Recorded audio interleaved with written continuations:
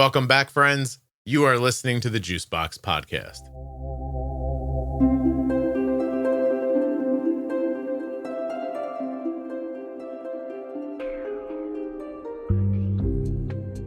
Hello, my name is Brock Westby Hess, and I am a type 1 diabetic, and I have been for about 10 years. If this is your first time listening to the Juicebox Podcast and you'd like to hear more, download Apple Podcasts or Spotify, really any audio app at all. Look for the Juicebox Podcast and follow or subscribe. We put out new content every day that you'll enjoy. Want to learn more about your diabetes management?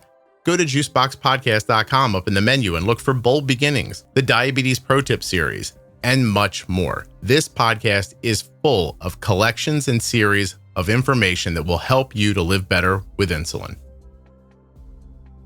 Please don't forget that nothing you hear on the Juicebox Podcast should be considered advice, medical or otherwise. Always consult a physician before making any changes to your healthcare plan or becoming bold with insulin. This episode is sponsored by the Tandem Mobi system, which is powered by Tandem's newest algorithm, Control-IQ Plus technology. Tandem Mobi has a predictive algorithm that helps prevent highs and lows and is now available for ages 2 and up. Learn more and get started today at tandemdiabetes.com/juicebox. This episode of the Juicebox Podcast is sponsored by the Dexcom G7, the same CGM that my daughter wears. Check it out now at dexcom.com/juicebox. Hello, my name is Brock Westby Hess, and I am a type 1 diabetic, and I have been for about 10 years. And I live in Wisconsin, sure enough, place that gets plenty of crap from you. What, you think I'd give Wisconsin crap? I mean, from what I've heard, yeah. So, I listen to the podcast I have been listening to it in a chronological order. And I'm on episode like 666 right now. No kidding. But yeah. Oh, yep. Brock, let me ask you, how old are you right now? I'm 29. 29. Okay, so you were diagnosed around 19? Yep. Out of high school, maybe? No. So I was going to say, we can just jump in that way. I graduated high school at 17, not because I was super smart or anything. My birthday's in September. Okay. So it just worked out that way. I didn't know what I wanted to do after high school, and my mom ended up finding a program out in Colorado called Ski Area Operations, and I'm a big have been my whole life. My mom and dad got me started like when I was 2 or something like that. That's what they tell me. I don't. There's no pictures. They can't prove it. Well, no, there are pictures. I don't know, exactly how old I look in them, but young.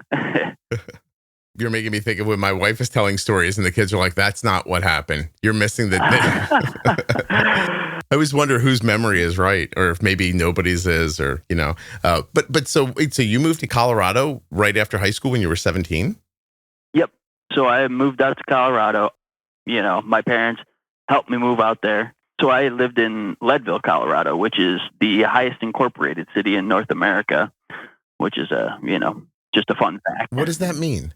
No, highest incorporated city with the elevation being 10,200 feet of the city that I was living in. Okay. But then in more ways than one, just because, weed's legal and, everybody's smoking weed out there. I see what you're saying. Everyone's. And I was one of the ones smoking the weed. So did you pick up weed in Colorado or had you found it in Wisconsin? No, I mean, I've done some and I dabbled in Wisconsin. Like when I graduated high school, I did it with a couple of my buddies and, But you turned pro in Colorado. Yeah. Right. Okay. I was, doing it every day out there. Can I ask, just when you moved to a place like that at that age, are you on your own? Are you living with people? How do you work that out? Yeah. So, I mean, because I was going to college, I was living in the dorms. So, I got out there and met my roommates. And so it was like a technical college. It's a rather small. So, you get to meet all the, everybody else that's coming in. And I wasn't out there completely by myself, I guess I was, as far as like, I didn't have family or anything out there. Okay. After they brought me out there, and helped me get settled, then they came back to Wisconsin. Right. I got it. Okay. For some reason, at first I thought you just moved there to like work at a ski resort. And I was like, oh, that's crazy. But you went to school and you got that job at the same time. Yeah. I gotcha. Okay. Are you out there in school when you're diagnosed? No. So I was back my second year. After my second year out there, I came back to Wisconsin, and I was doing construction with my dad.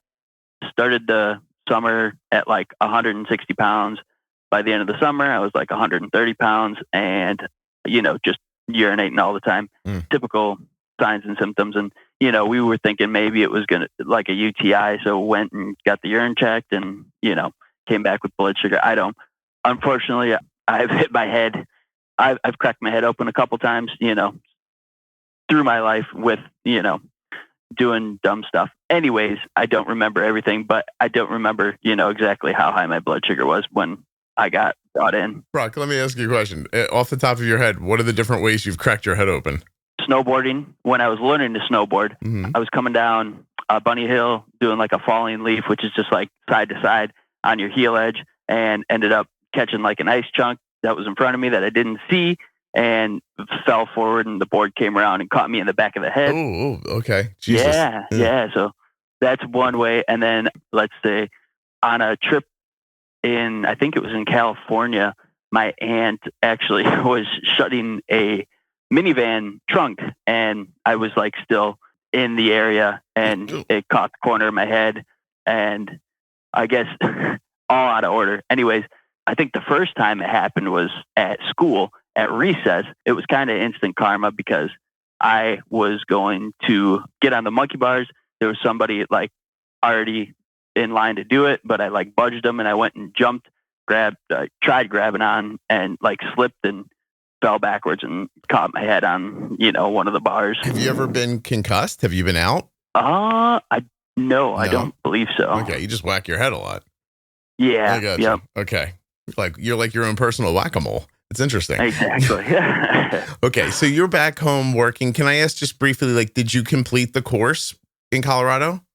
No. So it was a 2-year program. And are you asking if I ever did? Well, I guess regardless of the question, no, I never ended up completing it. Okay. I was like a couple credits shy of getting it.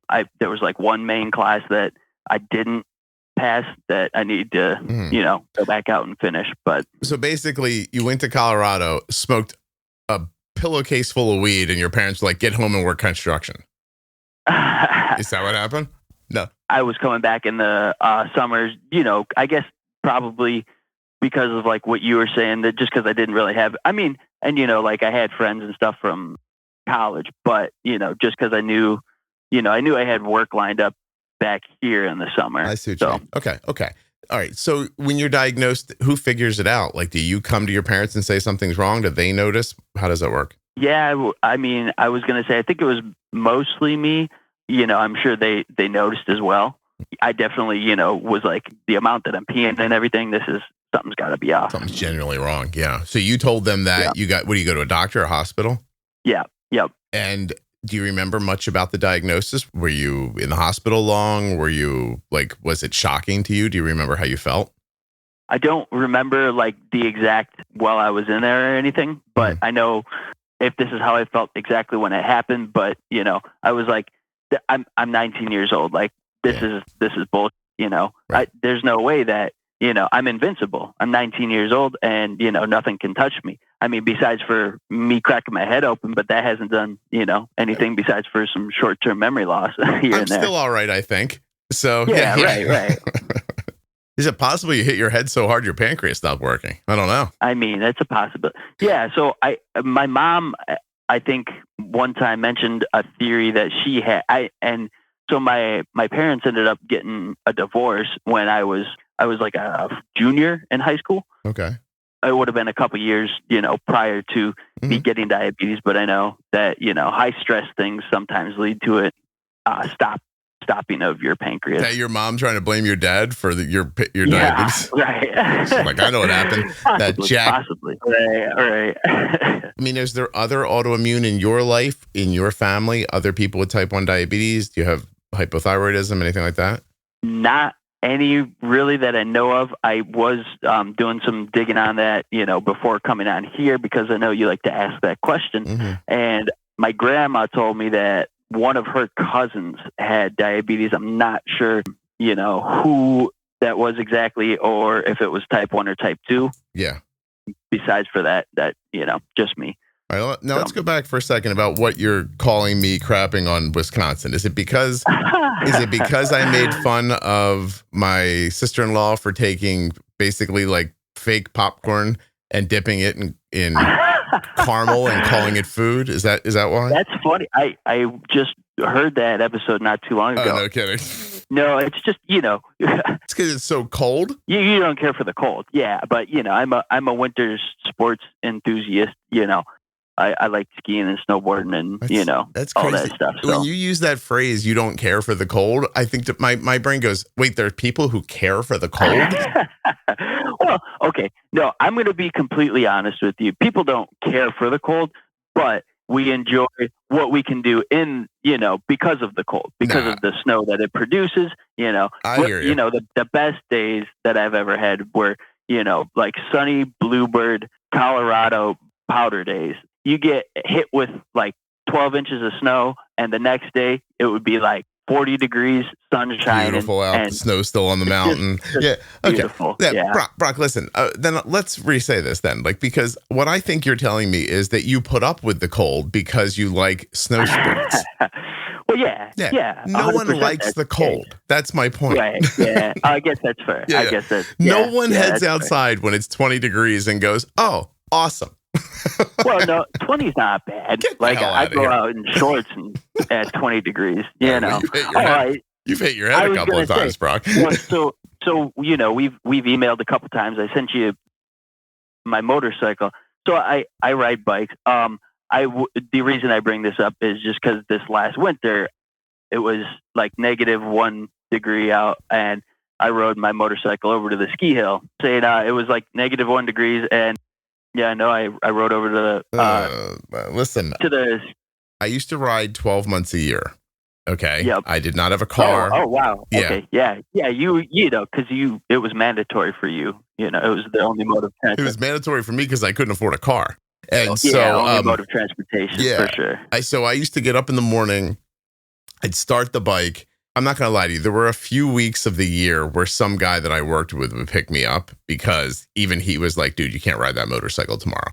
But I'd get up in the morning, start the bike. It would take forever for it to warm up. Yep. I'd stand inside, like completely clad, you know what I mean? Like just gloves and like everything, like a scarf around my helmet, like an idiot. And then I would just run outside, get on the bike. I had like a 20-minute ride and I just tried to get there as quickly as I could. And by the time I got there, my hands were numb, my face, it was terrible. But it was all worth it because I made $5 an hour, Brock. So it was all awesome. Making that bank. It was piling up sometimes $30 a day. Okay. So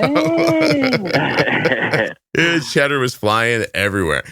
By the end of the week, some days I had $100. And then I gave it away to pay for them. What was I doing? I should have just sat at home. You've got your type 1 now. It's not a thing you're looking forward to, obviously. You're 19. You're like, hey, what the hell's going on?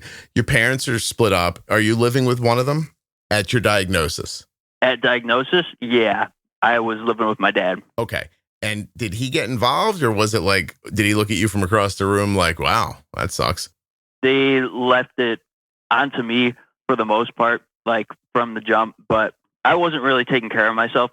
Mm-hmm. So I ended up back out in Colorado, going to school again. Like I was telling you, I thought I was invincible. I was like, screw this diabetes thing. I'm not, taking care of that. Yeah.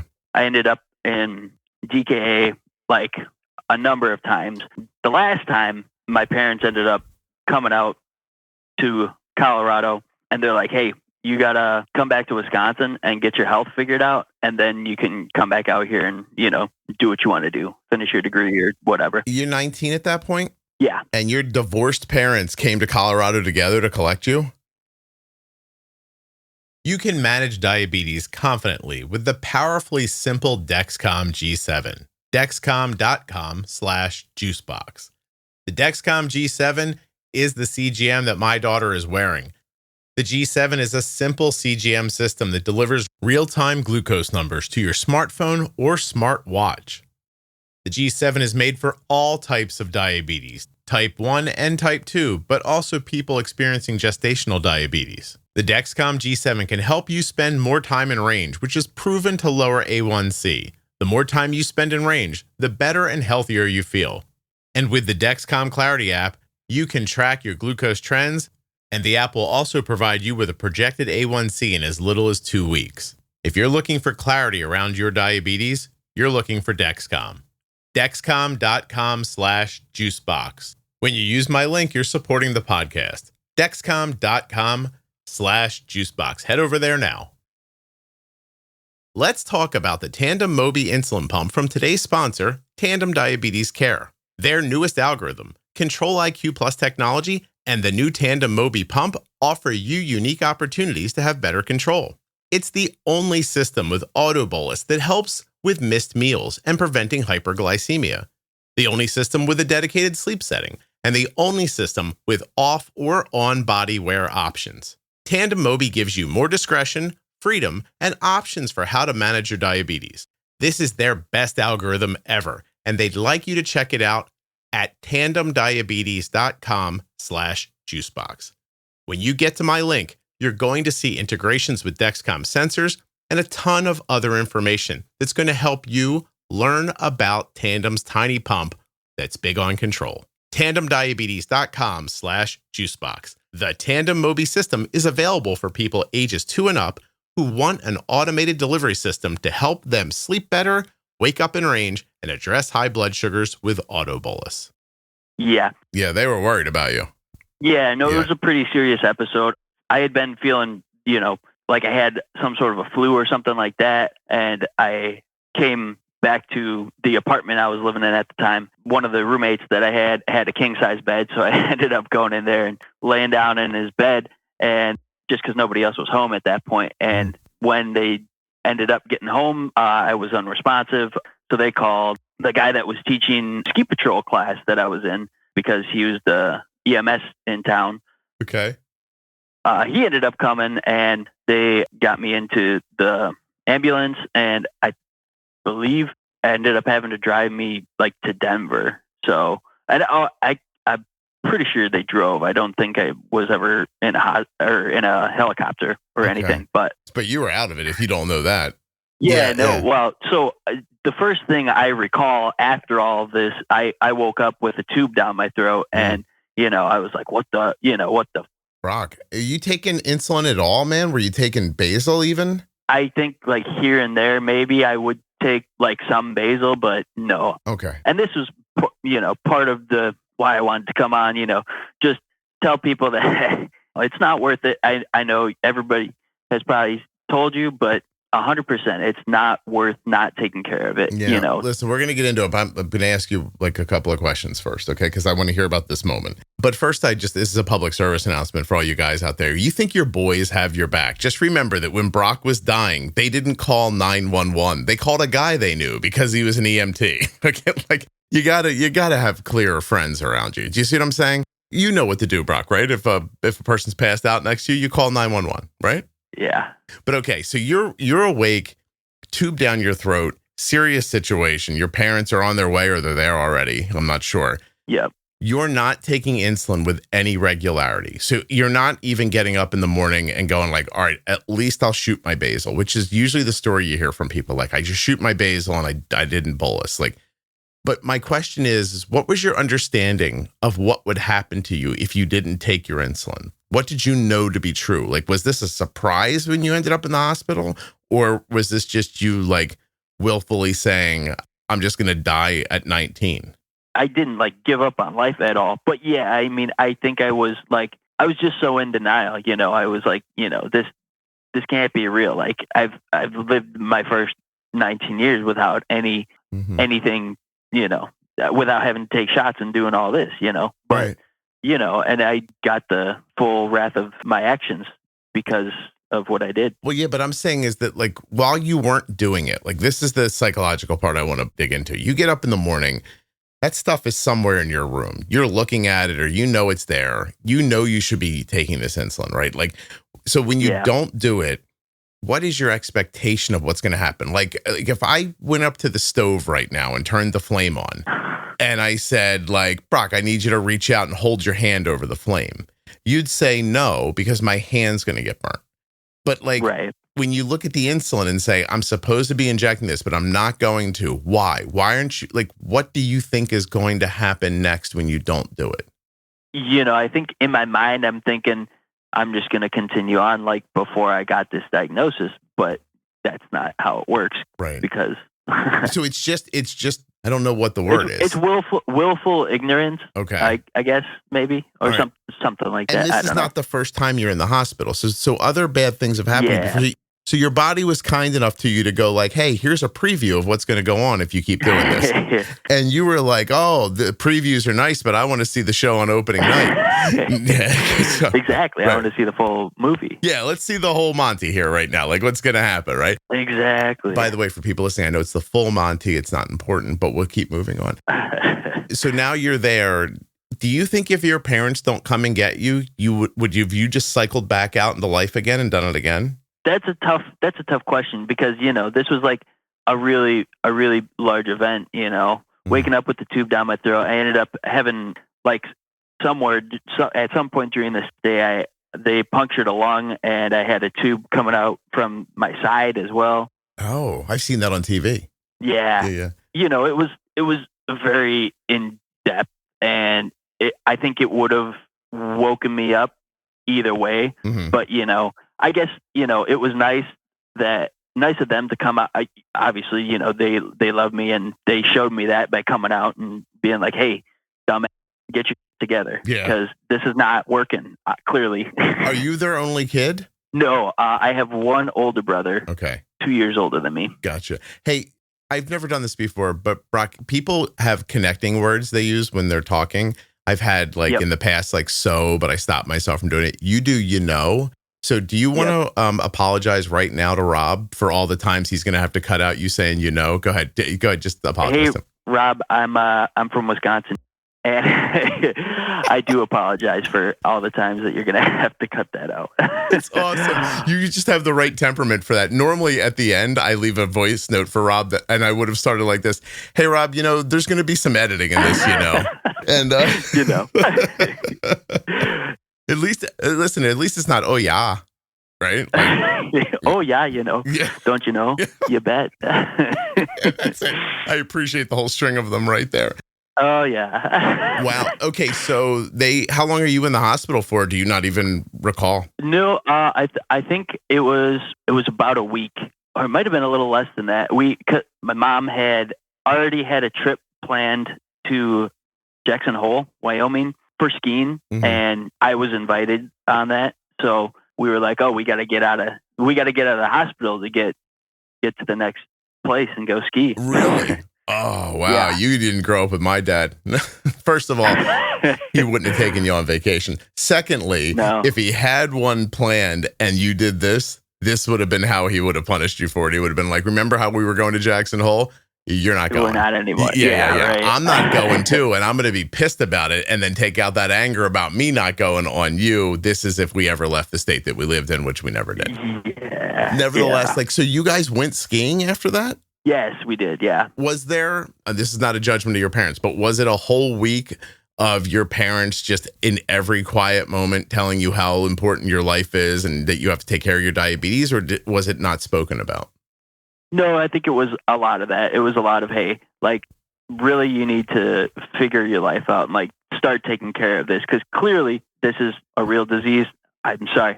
No, don't be sorry. I didn't mean to make you. No. I'm just, I won't think about it. But they told me, you gotta figure this out and take it seriously because this is your real life and you're running out of chances. Mm-hmm.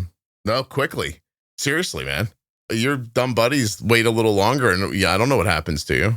or they don't come home or something like that. Not that they're dumb. You understand what I'm saying? Yeah. Yeah. I mean, we're all in college. We probably weren't the smartest, but No, I 100% believe that. Not that college is dumb, but no, we could talk about it like this. You were young and you didn't know what you were doing, and everybody was high as a kite, and like they probably thought for the first 2 hours they probably just thought you were stoned. Right. Yeah, they were probably like, wow, look how comfortable Brock is. He looks great. Look at him on the king size bed. He's just so happy. Chilling, like they probably, if it was nowadays, they'd be taking pictures of you with their phone and putting it on Instagram and stuff like that. Yeah, right. All right. So does it get through to you on that trip? No. Can I ask you a question, Brock? This is going to be a little unfair. I could be completely wrong about this. Do you come from money? No. No. I would say that my mom's, both my parents are middle class, I would say. Okay. All right. On the wealthier, I guess, side, maybe. But are we saying for Wisconsin or for the world? No. Definitely not for the world. Okay. And probably not even really for Wisconsin. We're not well off. Brock, but, I tried to shit on Wisconsin for you and you didn't hear it. It's I don't even know what that means, by the way. I was just making that up. The only reason I asked is you have a fancy name. Do I? Yeah. Do you not think you do? So the name is my mom and my dad. They both wanted to keep their last names. So me and my brother got both of them. And say your name out loud. Brock Westby Hess. Yes, you're Brock Westby Hess. That doesn't sound like something that would be on a TV show. It could be, I suppose. Yeah. Like a 6'1" blonde guy walks the room. And they're like, "Oh, look, everyone, it's Brock Westby Hess." And also, you're going to Jackson Hole, which is not cheap. Like, so that's like that. I started doing the math on that. Yeah. My mom. That's what I was saying. So my mom, she makes decent money, and she's good with her money. She loves to travel, and she puts her money where it makes her happy. Yeah. Gotcha. Yep. Okay. All right. And by the way, I wasn't just asking to ask. I was asking because I can't think of the guy's name, but I had a guy on. Listen, I've done so many episodes. I don't know when it was. It was before. Okay. I think when you get to his episode, Brock, you're going to be like, "Oh, this is the guy I think I sound like." Yeah. More like attitude. And I remember him having come from like a little bit of privilege. And I was just trying to I was trying to decide, is this you going, I don't want what I don't want, and so I'm not going to do it because I've lived that way and I don't need to? Or if it was just you saying more like simply psychologically, like, I don't want to accept this, I'm going to ignore it. And it sounds like it's the latter. So I think I understand better now. And I wanted everybody else to know too. I don't know another way to say this. I wanted to make sure they knew if you were just a spoiled kid who were like, I don't like this, I don't want this. Yeah, no, right. No, that's not the case. Not the case. Okay. No, I had to buy everything that I wanted.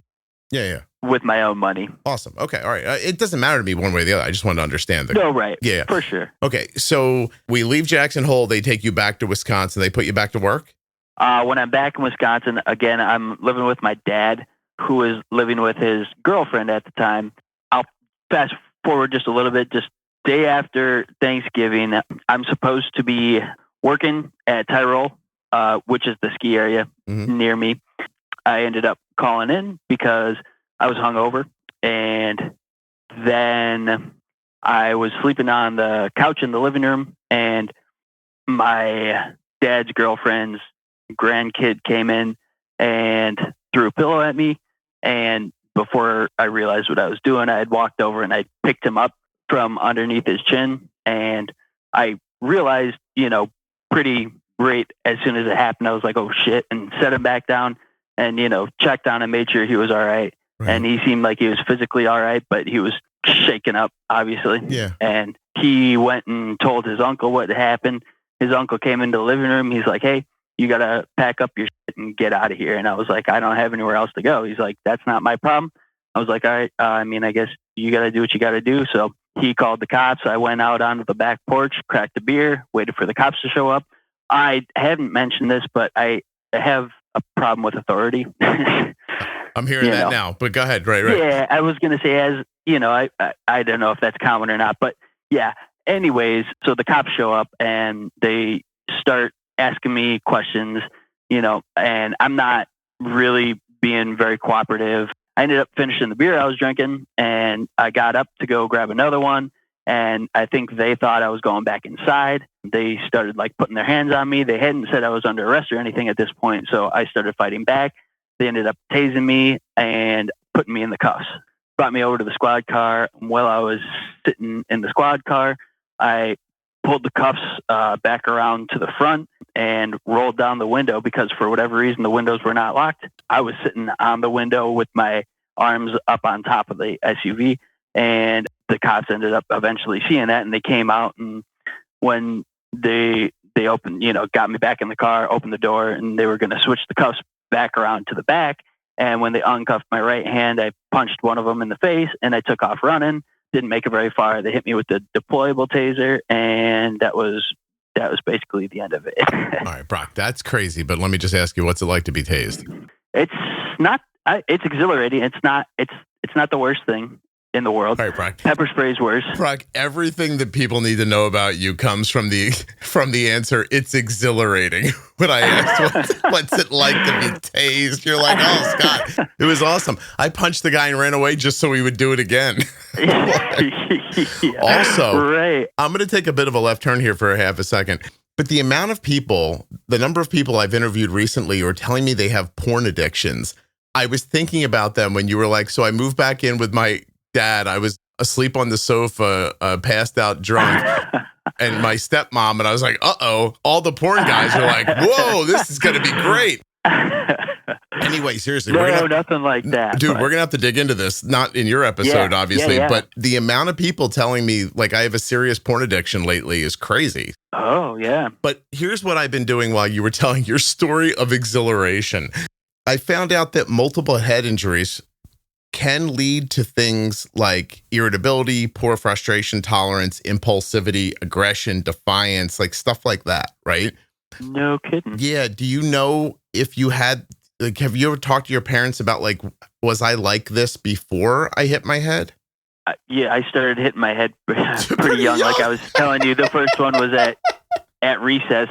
I was in elementary. I don't know what grade, but Oh, man. I wish for everybody, Brock, that they could have a job like mine where someone could say that to you and then you're allowed to laugh. Yeah, right. Because I don't think it's funny, but no, seriously, like I get that. Oppositional defiant disorder characterized by ongoing patterns of anger and irritability, mood, argumentative, defiant behavior, vindictiveness. Does any of this sound like you? Yeah, I mean, it definitely did, especially when all this. So, when all this happened. As I was saying, let's go back to that. You've been tased a second time. Where does it go from there? Yeah. So I got brought in and I got charged with suffocation, strangulation to a minor, and then battery to a law enforcement officer.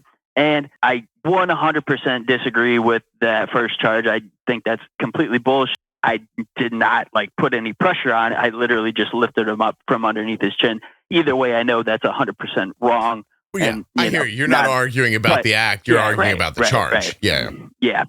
But either way. So anyways, I got sentenced with both felonies or got sentenced to 2 years. Wow. 2 years in, 6 years out. So. Okay. So you served all 2 years? Yeah. So I ended up doing 14 months in Walworth County Jail, which was the county that this happened in. After that, I got switched over to Green Bay, which is max prison. Really? Hey, why did they move you to the security. max? Yeah. What did you do in prison, Brock? It was what I was doing in jail. Okay. Because of my opposition to authority. Yeah. Because of my opposition to authority, I acted out a lot when I was in county. Mm-hmm. I ended up in the hole for 60 days straight while I was in there. So hey, watch your language. Fun. Watch your language. The porn addicted guys are listening to. Okay. Yeah. Right. Well, go ahead. I would be crying the whole time, so I can't really but my opposition would be floating around in my own tears, yelling, "I'm a podcaster. Please leave me out of here." But seriously, you're in there. Do you see the through line at that point? Listen, man, they brought you home to save your life and you're drunk on the sofa, not going to work. It's not exactly right. Brock's not exactly hey, I'm pulling it together. Yeah, no. The kid takes you out, out of your mind for a second while you're still hungover. You go after him and all this happens after that. But when you get into jail, you don't say to yourself like, oh, I see the actions that got me here, I'll stop those things. You just double down on them. Yeah. Yeah. Okay. Yeah. All right. And so like, fair enough. It's not a thing you're not consciously doing these things. This is just, these are your reactions to any situation, really. Yeah. I gotcha. Yep. Okay. My next question is, even though that's all happening, is this the best your diabetes has ever been taken care of? Yeah. 100%. Okay. I was going to say that, that was, the silver lining of all this is that I was taking care of my diabetes while I was locked up, because you're forced to. Right. That's what finally got me into taking care of it. I see. Managing it. Okay. But let's talk about, like, so you're on a schedule with your diabetes in jail. That's cool. But then they move you to the max. Like, does the defiance continue, or does something about, like, what straightens you out? Because you're not like that now. Is that right? Yeah, no, not at all. And right. I was going to say, I guess as soon as I got into the max, maybe that was a good move by them. Was like, I'm not going to act out here, because I was locked up literally in cells with murderers, like serial killers. And like, yeah. So that calmed you to right down. Yeah, right. I'm like, I don't feel like acting out to prove any point here. Right. So I'm going to just lay low and do my time and get out. Yeah. Did you have any weird experiences that are like in the max prison that are worth telling? Actually, I have one from in county. And so the only time I've ever done heroin was when I was in county jail, because like I was telling you, I was in the hole for like 60 days straight. Mm-hmm. One of the guys in there said he had some. I have no idea, how he brought it in. Well, I think I'm sure know. It was in his anus or whatever, put it in a bag, hopefully. Brock, I have some heroin. Would you like it?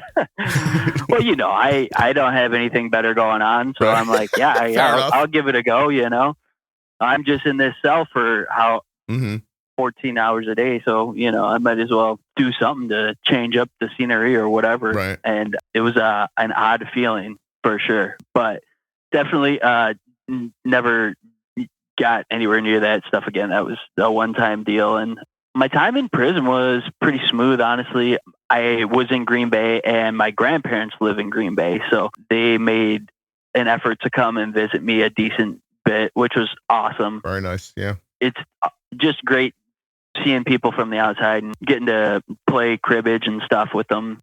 Yeah. Remember, there's a world you're trying to get back to, that kind of stuff. Yeah. Right. Yep. 100%. That was lovely. You didn't feel judged by your grandparents?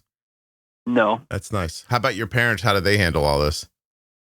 So my mom was like, I think they both were in the mindset, like, you got what you deserve to some extent. They weren't like, ha ha, you bastard, that's what you get. Yeah. Well, it's easy for them to say. They're not doing it. Yeah. Right. Yeah. Exactly. Yeah. Yo, Mom, it might not be exactly what you're thinking here. So, and so did the good medical care continued on in the prison side?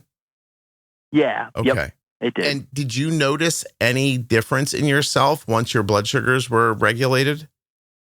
Yeah. I mean, I guess like at the start, not necessarily, because I was in county at that point and I was still acting out a lot and stuff. But I guess, I mean, like mentally for sure, I like more stable, Right. I definitely felt better. That's awesome. Explain to me a little more about like what stops this defiance in you. Like, is it like seriously like the difference between like a local cop tasing me is exhilarating, but a murderer cutting my throat not going to be exhilarating? So like, did you just have to consciously hold yourself together? Like, I'm trying to figure out how you went from acting out, like meaning like having reactions that were not clearly thought out, that you weren't modulating at all, to actually being able to control all of that. Like, was it just the risk of death that did it? I'd say that's a big part of it. And also just seeing people that were there for life. And that was like, this is clearly where I ended up because of not taking care of this. And I want to get out of here, get back out and start living my life. Are you literally scared straight by prison? Yeah, I guess so. Yeah. Scared straight with as far as my diabetes goes, for sure. Yeah. Right. And it's not like nobody beat, nobody raped you. Like, it wasn't anything like over the top. Like just the being there. Yep. Yeah. You were like, okay. Yeah, just seeing like Well, and yeah, just like I said, it was only 8 months that I was actually in prison. Mm-hmm. The repetitive nature of all of it, it's very boring, tedious lifestyle. And obviously it's not meant to be fun, it's reforming, but like something knocked the soul out of you. Like you were just like, I'm going to stop being a dick now. And like, and because I don't want to live here the rest of my life. Exactly. Gotcha. Is it fair to say that the tediousness taught you any kind of how to set your life up in an order? Like, did you get out and keep up I don't know why I can't find the simple word that I need here, but the repetition of day after day? Yeah, I would say it definitely did, help me get on a schedule, especially, like with the diabetes, but just like overall, I would say it did. It helped me pursue one goal and keep on a steady path to get to that goal. Yeah. Wow. Has it been hard getting work since you've been out? Because you're a felon, right? Yeah, I am. Honestly, it hasn't been all that hard. I was fortunate from the time that I got out in 2018 in November, and I ended up with 6 years of extended supervision. So actually, I just got off of that this last November. So nice, exciting, I guess. But yeah. So that's parole for 6 years? Yeah. Yep. Wow. And what's that like? Check-ins how frequent are they? So they start out every week as you show that you're trying to be a productive member of society and staying on the right path and keeping clean and all that. Yeah. They extend the visits further and further. Awesome. By the end of it, I like my last year, I had like 4 visits. Yeah. So it was like every 3 months. But present day, do you drink? I do every now and again. I don't drink a lot. I was going to tell you, so I got out on paper and taking care of my diabetes and all that. Even though I was not supposed to be, I was drinking a decent bit at that point. What made me stop was actually some motorcycle incidents. I ended up getting 2 speeding tickets within a week of each other. One was on a Sunday. I was coming home from my dad's. My dad lived in Chicago at the time, and I was living with my mom in Monticello, which is a small town in Wisconsin, southern Wisconsin. Anyways, I was coming back from my dad's, and I got to like Beloit, and I ended up running out of gas on my motorcycle. I pushed my bike to the first house that I found, which was like a farmhouse out, in the middle of nowhere. Fortunately, this guy had a little bit of gas he let me get. I was like, all right, I need to get to the nearest town from here. And I was just like holding the bike wide open to get to the nearest town as quick as I could. I know I was probably burning the gas quicker that way, but wasn't really thinking all that logically, I suppose. But anyways, I, was doing like 100 and I saw red lights sitting in the median. I was like, oh, shit. Red and blues flipped on as soon as I passed them, and I pulled over right away. And I ended up getting clocked at like 95 or something like that. And yeah. That following Friday, again, I was working at Tyrol. We were doing a tear at Tyrol, which is like their October, they do a haunted house thing. I rode my bike out there, and after the fact, a couple of guys that were doing the haunt thing ended up going to a bar, and I stayed until closing, and I'd been drinking and got out, and I was like, oh shit, I brought the bike today. And I was like, I guess I got to ride home. And so like Mount Horeb, a bunch of towns that are basically unimportant. If you don't know where I'm talking, to Monticello, it's like a 45-minute drive if you're like doing the speed limit and stuff. But I was like, all right, I guess I'm going to ride my bike home. And I got on, and I was basically holding her kind of sort of wide open the whole way. I ended up getting to my small town, Monticello, that I live in, and turned into town, and I turned into an exit lane just because it was like 3:00 in the morning at this point. I'm like, there's nobody out here. Yeah. And I got lit up at that point. I was like, what like, where did this guy come from? He's like, I had you at like 138, but I couldn't lock it in on the radar gun. So I'm giving you a ticket for reckless and imprudent speed, and then driving into oncoming traffic because of my, because the lane. Yeah. Yep. I swear to God, I was sitting on the side of the road for it must have been like half an hour or something at this point. And I don't know, they were just asking me questions and stuff. And then finally at like half an hour in, one of the guys is like, have you been drinking it all tonight? And I was like, I had a few earlier, and they're like, would you do a breathalyzer? And I'm like, yeah, I'll do that. I blew like a 0.075 or something, just under the legal limit. Yeah. But I was on probation, and they told my PO that had happened, and ended up getting sent to county jail for the weekend. At that point, I was like, I'm just going to stop drinking because it's not worth it. It's not worth getting in trouble, and it's not worth, Good. It's not worth the hangovers anyways. Yeah, listen, I'm not bagging on Wisconsin here, but drinking beer is it's the state sport, isn't it? It is. Yeah, right. 100%. Yeah, drinking beer and eating brats is, what we're also, it's because it's so cold there, you have nothing to do. That's back to my point. Right. I'd like to tell you that in addition to the things we talked about having multiple head injuries before, it can also lead to like thrill-seeking behavior and compulsiveness. Oh, well, I think, I feel like I've always been an adrenaline junkie. I don't know if that's anything new. And also, I want to tell you that I was once pulled over on my bike for going 80 over in a 35. So I'm not judging. I'm not judging. And for those of you listening, it wasn't like now I'm explaining. Now I sound like you, Brock. I'm like, you don't get it. Like I was in the hole. I was bored. Give me the rundown. Hold on. Yeah, you would have done heroin too. Shut up. I had a reason to do all this. I was on a highway that suddenly went down to 35. Yeah. I was going 115, so it didn't quite matter. Yeah, you were going well over the speed limit either way. But that's how it goes on the bikes though. Yeah. You get up to such a stupid speed so fast. It's like, wow, you don't even realize how fast you're going. Until you've ridden a motorcycle, you don't understand that like 100 seems like 40.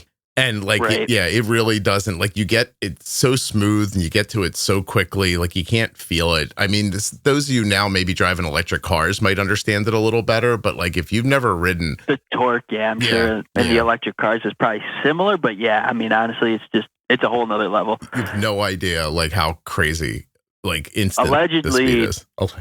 The fastest I've gone is like 169 or so, like GPS verified on my bike. But allegedly, I don't know about anything. Listen, it's been a long time. I did 160 once.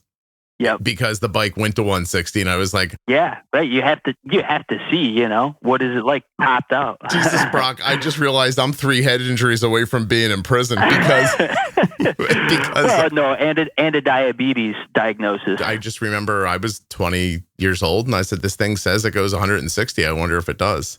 Right. Yeah. And it did. Yep. I'll tell you 160, you're looking a mile down the road to focus on something. Yep. It's I was going to say, I'm not like, super wealthy is what I'm trying to say, because I would love to just go to a motorcycle track. Yeah. Do like a track day, but that's expensive. Yeah.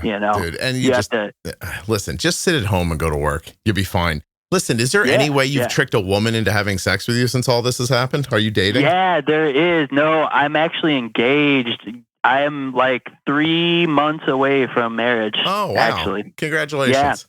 Yeah, thank you. That's awesome. Oh man, yes, I've got very lucky. I have the most amazing fiance that I could ask for. She should put a helmet on you. I don't think you banging your head one more time is a good idea. No, she definitely makes sure I always have a helmet on, and actually full riding gear. I got pants with padding and jacket with padding. Awesome. Steel toe boots, helmet. That's great. I used to ride like an idiot. Like we'd go in shorts and tank tops and stuff like that. And, but listen, I used to, but not anymore. You get out of prison, you take better care of your diabetes. It's been a long time now. Like, how do you manage? Are you using a pump? Do you have a CGM? I mean, you taking your insulin? When I got out, I was just pens. Mm-hmm. And then like 5 years ago or something, like shortly after I'd gotten out, I ended up switching to a T-Slim, the Tandem pump. And after I'd been using the Tandem for a while, I started listening to the podcast. And I hear you talking about Omnipod all the time. Here's your Omnipod ad here. Well, actually, I have a T-Slim ad too. I might do both of them, but go ahead. Well, there you go. Yeah. And I was like, the tubeless nature, that sounds like a good thing. And I actually broke my T-Slim riding my motorcycle. I crashed my motorcycle. I was coming into a roundabout and there was some gravel on the road, and I just grabbed the front brakes and locked it up and tipped over. And, I had the T-Slim on my belt, and like that ended up hitting the ground. The screen was all cracked. I was like, I guess now's as good a time as any to switch over to the Omnipod. I guess I can try Omnipod now. Exactly. T-Slim right now thrilled because there's probably an ad for them on this episode. First of all, I'm going to tell you something. The worst I ever went down was because of cinders too. It is hard to explain to somebody what it feels like to be upright and then gravity, like you and that bike at all this, you go down so fast. It's hard to put into words exactly. But anyway, so you went to Omnipod, and I mean, T-Slim a good pump, but you broke it and you thought, I'll try this one. I'll go tubeless. I like the T-Slim, but the tubing is not for you.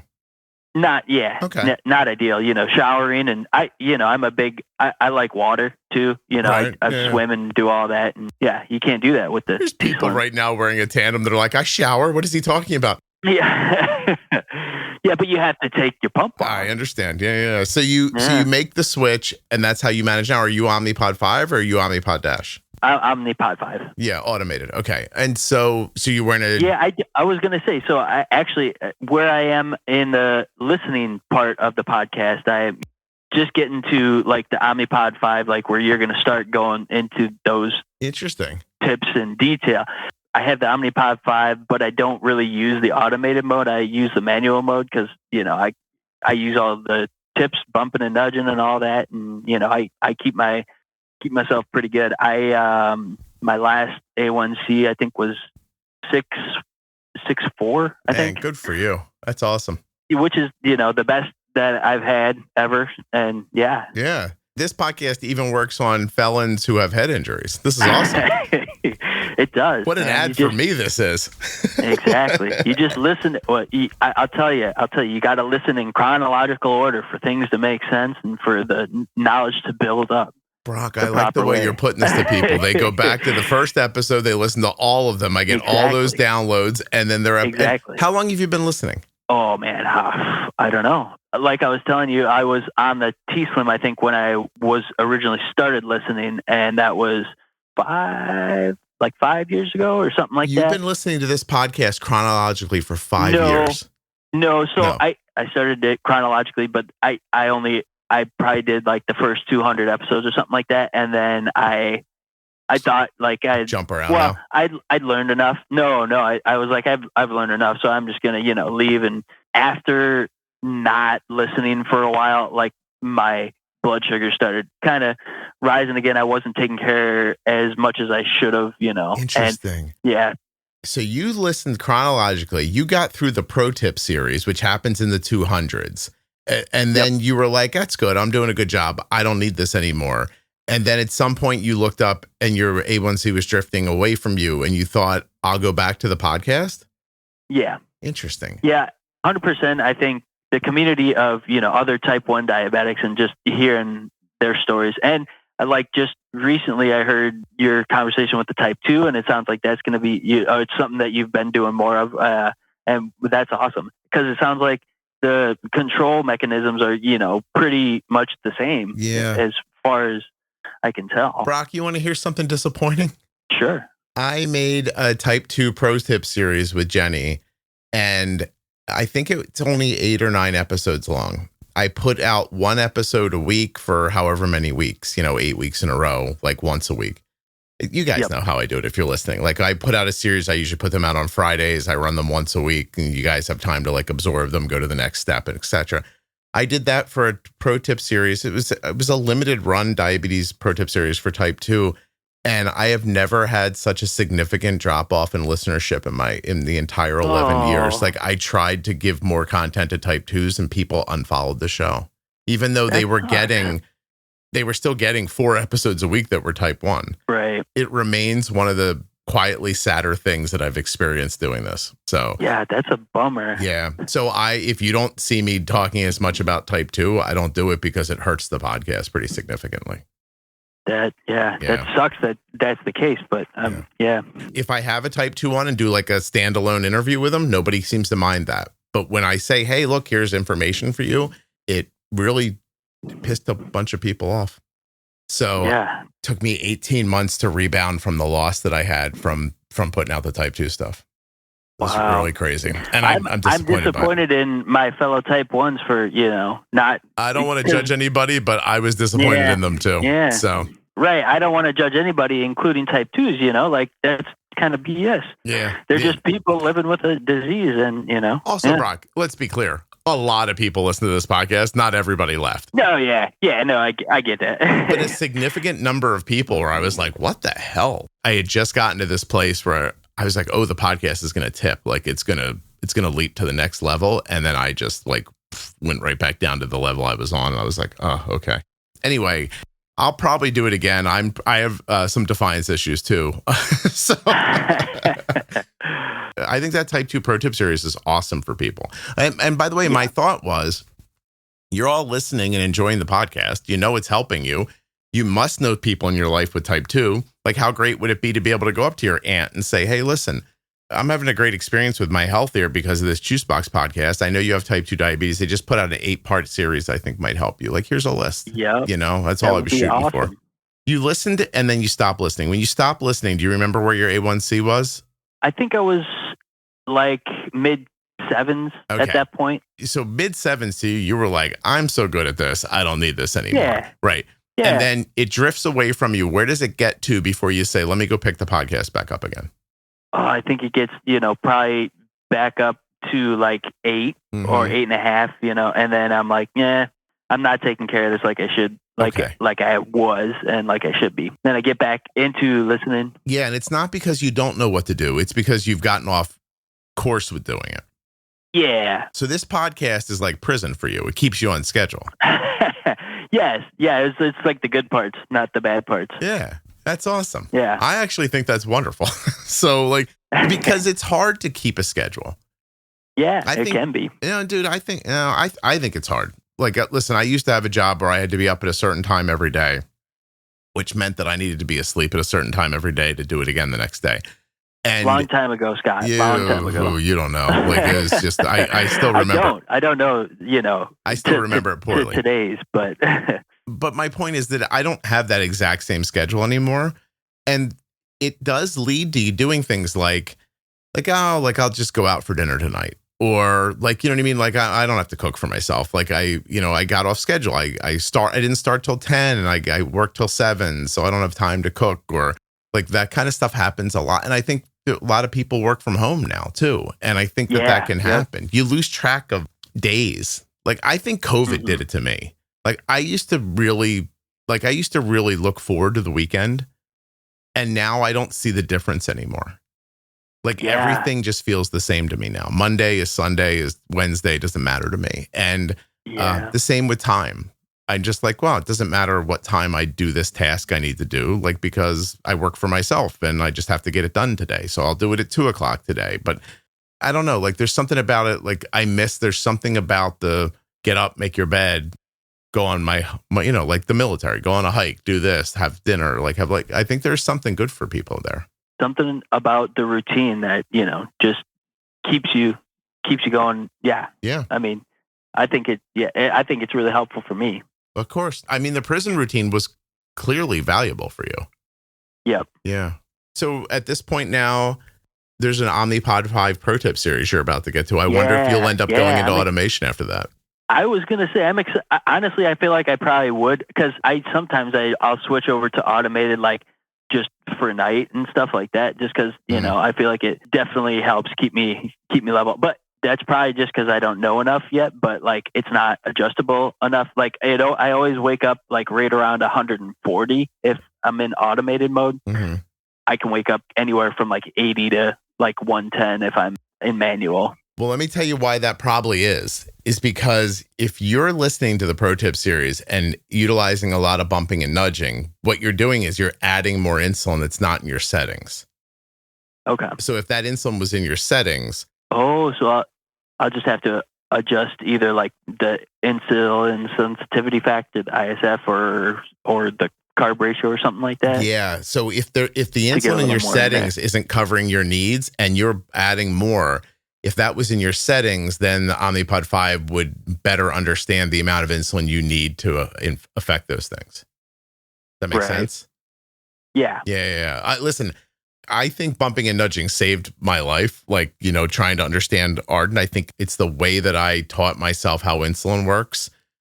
Yep. And at the same time, you'll hear as you're listening on that I start using, like at some point in the podcast, like Arden goes on loop. Yep. And watching. I'm past that. Okay. All right. So watching Arden loop, I have this like moment where I go, oh, the loop is doing what I was doing. Yep. And I was bumping and nudging and the loop is bumping and nudging, but I was bumping and nudging because her settings weren't strong enough. The loop is doing it because it's seeing a change and getting ahead of it. And then I kind of meld the ideas together in my mind about how the insulin works. So, it's exciting for me. You're going to have all those experiences.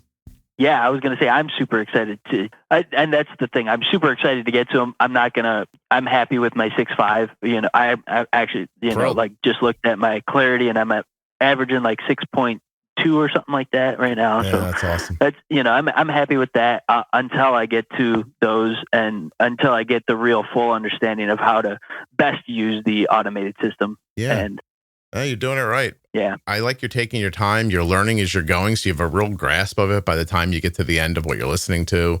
I think it's great. I appreciate that it's helping you, actually. I appreciate hearing that from you. So how do you introduce your diabetes? And I mean, I guess to another extent, like your previous life to a woman, like when you start getting serious with somebody, like you have to tell them like, hey, look, I've been in jail. I've been in prison. This is what I did. You got to open up for real, right? Yeah, I was going to say, so I'm an open book. That's how I live my life. Like if anybody asks me anything, I'm 100% open book. I will tell them. I obviously have no problem telling people I'm a diabetic, showing off my pumps and stuff, my robotic parts. I was just asking her about that. I was like, when did I tell you, or like, so we actually met at work or at my work. Her mom works where I work. I work at a print shop. She would come in now again and she would do gardening stuff there. Yeah. She's got a very green thumb. She's very big into plants and good at doing things that look good and all that. Yep. So we were out putting arborvitae trees in at work, and I was digging the holes because, I like doing physical manual labor, but then I started beeping and I ran inside and drank some Gatorade or something, and I guess her mom told her that I was inside fixing my numbers and told her that I was diabetic. But so she knew. I didn't actually have to tell her. She knew. She's very, very open and very into it. She helps me whenever I put my Omnipod on. She always checks to make sure that I'm pink. In the window? She checks the window for you? Yep. Very nice. Checks the window, make sure that it's pink. She likes to be the nurse and she'll fill up the pods for me and everything. And yeah. That's lovely, man. How long have you guys been together? We have been together coming up on 2 years. We're getting married on our 2-year anniversary. Look at you. I proposed on the 1-year anniversary. I guess, it's like that when you know, and right. I knew with her 100%. And she seemed okay with it. So it's a done deal. Yeah, she was in. I was like, awesome. And what's even better, crazy enough, she's never been to Colorado, but we're actually getting married in Colorado. We're doing a destination wedding. Just going to be like us and some immediate family out there. That's excellent, man. Good for you. That's really great. Yeah. Congratulations. That's wonderful. Thank you. Yeah, Thank you. I mean, you've been on a hell of a ride, Yeah, I have. It's been a bumpy ride, but it's smooth sailing here. So yeah. You told a story there that, you're only 29. Yep. And that's a big story, and a lot's happened. You've been through a lot. You've done a lot. You've made a lot of mistakes. You've fixed a lot of things about yourself. 100%. What are you looking forward to in the next 29 years of your life? Like, what do you hope your life is like? Oh, man. Well, so currently we live in a house. My fiance bought this house before me. She was married previously before we got together. I didn't, facilitate in the split up or anything like that, Mm-hmm. She owns this house, and I'm looking forward to buying a house with her and, hopefully starting our own family after we get married. Awesome. And showing them what's important in life. And both me and Savannah's my fiance. Mm-hmm. We love being outdoors. You know, we love hiking. We love taking our dogs for walks and mountain biking, disc golf, anything outside. Doing that and showing kids that, you know, you can get outside and you don't have to be glued to your phone all the time. Yeah, Brock, tell me what it is. Like, you're looking forward to showing them what about life? Like, what do you think it's important about it? Enjoying every moment, enjoying the small moments and the big moments, and taking it day by day. Yeah. Just the whole experience. Being alive and with people and just seeing what's around you and trying to enjoy it. Yep. You think you'd ever drink in front of them?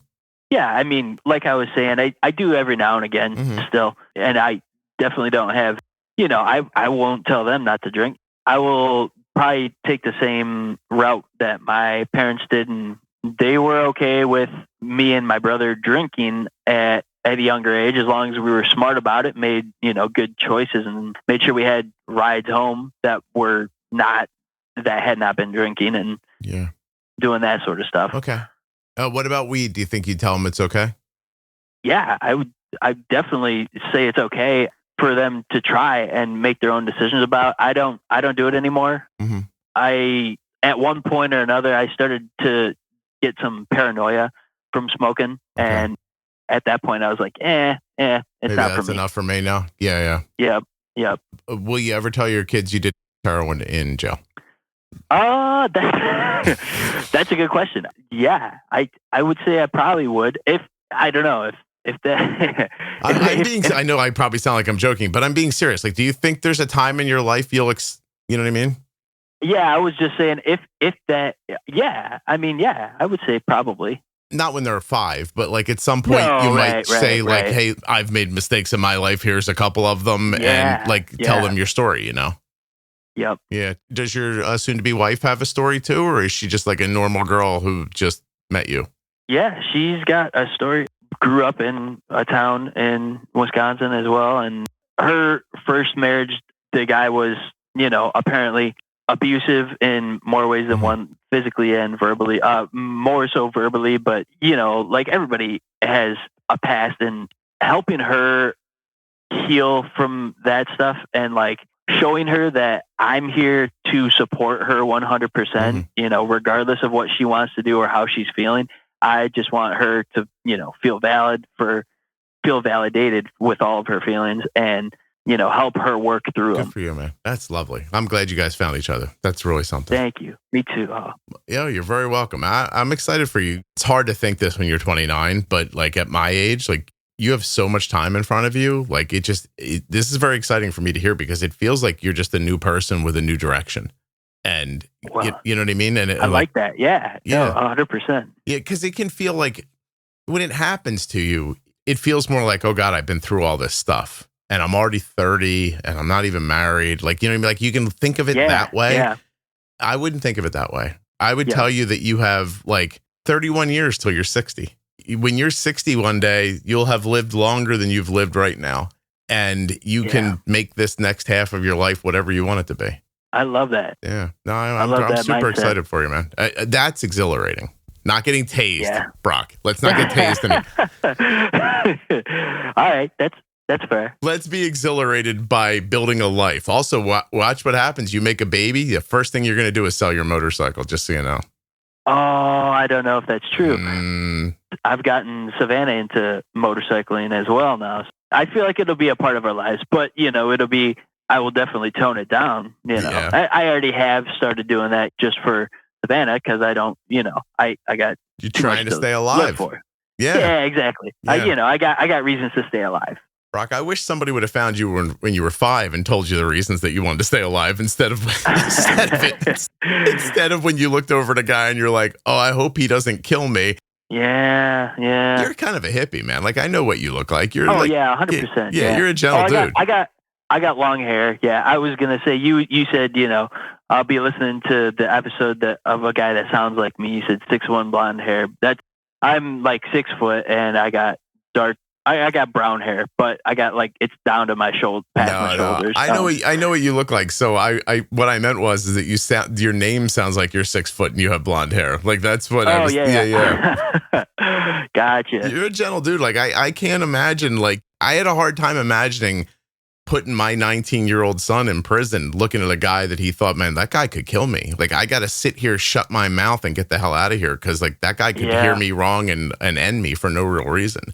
It must have been, eye-opening is, I guess that's where. It definitely was. And, it was like my open book living, like, same deal in there. So, like, I would talk to my roommates. I'm in prison. There's nothing else to do, I mean, we can read books and whatever, but like I would talk to them. So I got a lot of stories and a lot of things that I was just like, wow. Yeah. Yeah. No, I hear you, man. Like it's like I said, you've been through some shit. So like, I'm happy that you're out the other side of it and you're starting over. And I wish you nothing but success. And I really appreciate you coming on the podcast and sharing your story with everybody. It was awesome. Yeah. I appreciate you having me on, Scott. It's been my pleasure. And again, sorry, was it Robert? Oh, Rob. Yeah. You're apologizing to Rob. Sorry. Yes. Oh, yeah. Sorry, Rob. About all the editing. No, Rob, listen, man, maybe there's a world where we just leave all the knows in and like just let it be what it is. Like yours is definitely an episode where I'm going to get a note later that says like, I spent a lot of time taking out of this episode. I believe that. Yep. But no, awesome. All right, man. Thank you so much. And I don't dislike Wisconsin, right? But no, I know. Have you ever visited? I mean, I know your brother-in-law or your brother lives here. Brother-in-law. Oh yeah. I mean, Brock, do you want me to ruin the podcast for you, or do you want to keep listening in order? I'm going to keep listening in order, but have you visited or have you not? Just give me that. I visited at the end of my mom's life to see her. Yeah. Oh, I'm sorry for her passing. Thank you. She was in the episodes that I'm listening to. She, you were just dealing with some of that going on with some health stuff with your mom. But you're going to hear it all if you keep listening. Yeah, that's my plan. I was going to say Monday through Thursday at work, I listen to your podcast like the whole day, basically. Man, I really do appreciate it. I can't tell you, being serious, Brock, like I'll let you go in a second, but people like you who are listening like that, you have no idea like how much it helps reach the next person who really probably just needs the Pro Tip series or the Bold Beginnings or something like that. Because right. The numbers. It's the numbers, and they're really important. They're really important to staying current. They're important to advertisers. They're important to the algorithms. Like, and the podcast, just if people don't keep listening to it, like if everybody just jumped in, listened to the 20 episodes of this series, 5 of this, 10 of that, and was like, I feel good and I'm out of here. Like the podcast wouldn't exist and it wouldn't be there for the next person. So right. I love that you're listening and I really do. I genuinely appreciate it. So thank you. Man, I genuinely appreciate you putting all this time and effort into the podcast and for taking such good care of your daughter and being in the trenches and learning all this and sharing everything with everyone. It really is my pleasure. It's my pleasure. The more people that it reaches, that's the better. Thank you. It really is my pleasure. I have to tell you, I really enjoy doing this. So, and all that comes out of it. So, all right, man, I'm going to let you go. Hold on one second for me. Okay. Okay. Thanks.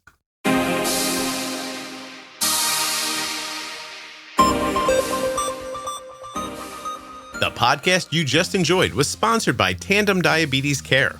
Learn more about Tandem's newest automated insulin delivery system, Tandem Mobi with Control IQ Plus technology at tandemdiabetes.com/juicebox. There are links in the show notes and links at juiceboxpodcast.com. Dexcom sponsored this episode of the Juicebox Podcast. Learn more about the Dexcom G7 at my link, dexcom.com/juicebox. Hey, thanks for listening all the way to the end. I really appreciate your loyalty and listenership. Thank you so much for listening. I'll be back very soon with another episode of the Juicebox Podcast.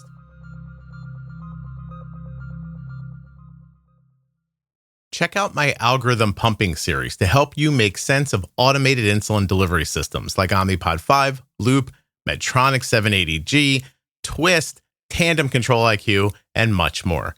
Each episode will dive into the setup, features, and real-world usage tips that can transform your daily type 1 diabetes management. We cut through the jargon, share personal experiences, and show you how these algorithms can simplify and streamline your care. If you're curious about automated insulin pumping, go find the Algorithm Pumping series in the Juicebox Podcast. Easiest way, juiceboxpodcast.com, and go up into the menu. Click on series, and it'll be right there. The episode you just heard was professionally edited by Wrong Way Recording. wrongwayrecording.com.